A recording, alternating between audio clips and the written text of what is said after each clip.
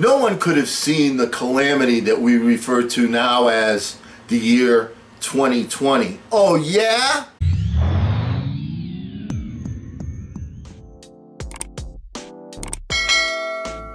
Hello again everyone, I'm Eli's dad with Project Eli, where we educate, we lead, and we inspire.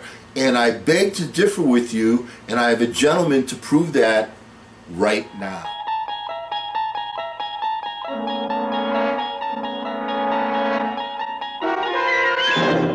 You're traveling through another dimension.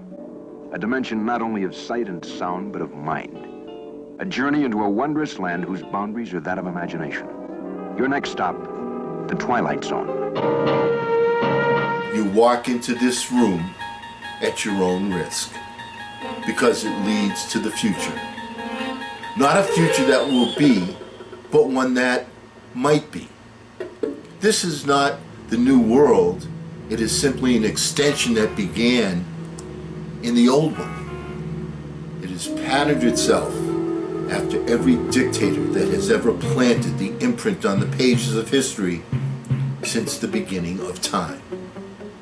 It has refinements, technological advances, and a more sophisticated approach to the destruction of human freedom. But like every one of the superstates that preceded it, it has one iron rule. Logic is an enemy, and truth is a menace. The late Chancellor was only partly correct. He was obsolete, but so was the state, the entity he worshipped. Any state, any entity, any ideology that fails to recognize the worth of the dignity of the rights of man, that state is obsolete. A case to be filed under M for mankind in the Twilight Zone.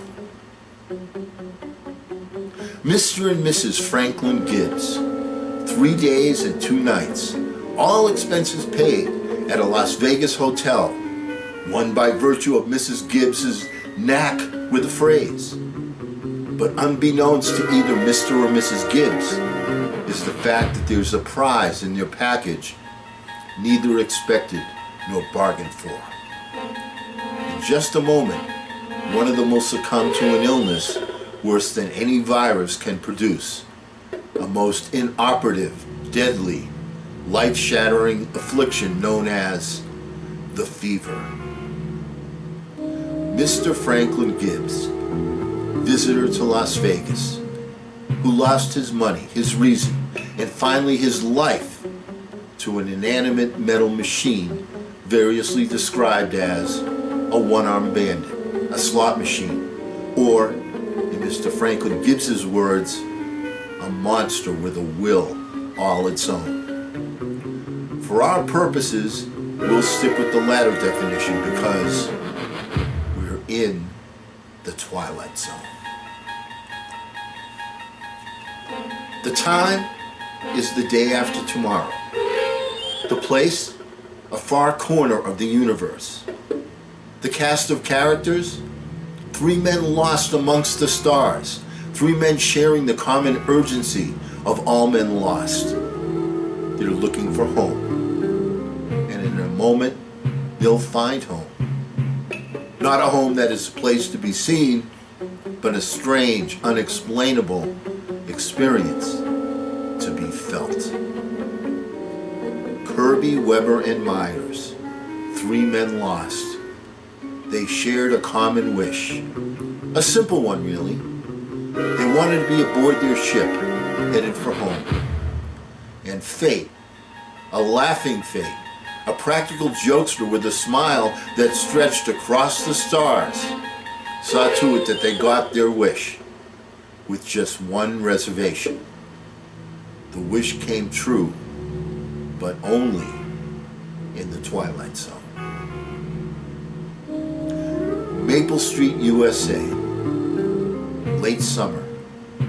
A tree-lined little world of front porch gliders, barbecues, the laughter of children, and the bell of an ice cream vendor.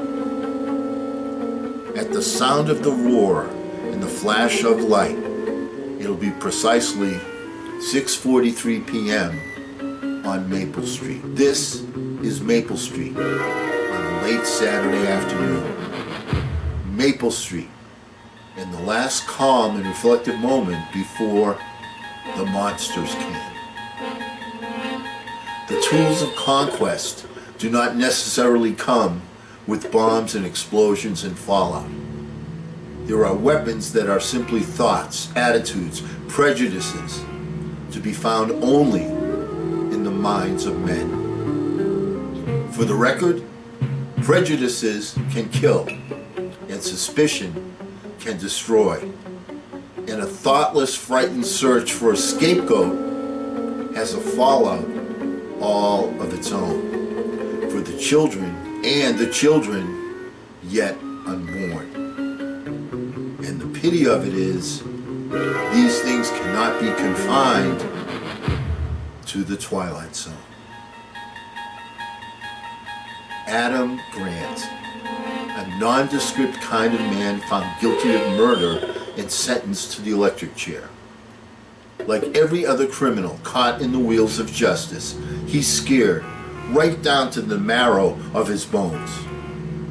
But it isn't prison that scares him. The long silent nights of waiting, the slow walk to the little room, or even death itself. It's something else that holds Adam Grant in the hot, sweaty grip of fear. Something worse than any punishment this world has to offer. Something found only in the Twilight Zone. We know that a dream can be real, but who ever thought that reality could be a dream? We exist, of course, but how? In what way? As we believe as flesh and blood human beings, or are we simply parts of someone's feverish, complicated nightmare? Think about it, and then ask yourself, do you live here, in this country, in this world, or do you live instead in the Twilight Zone? These were some thoughts written more than 70 years, 50 or 60 years ago by Rod Serling. Just wanted to mention them to you so you see the history does repeat itself and that man's mind thinks the same way, just the technology changes. And because we never end a meeting on a philosophical note, submitted for your approval. Get out there and take charge! I'm Eli's dad.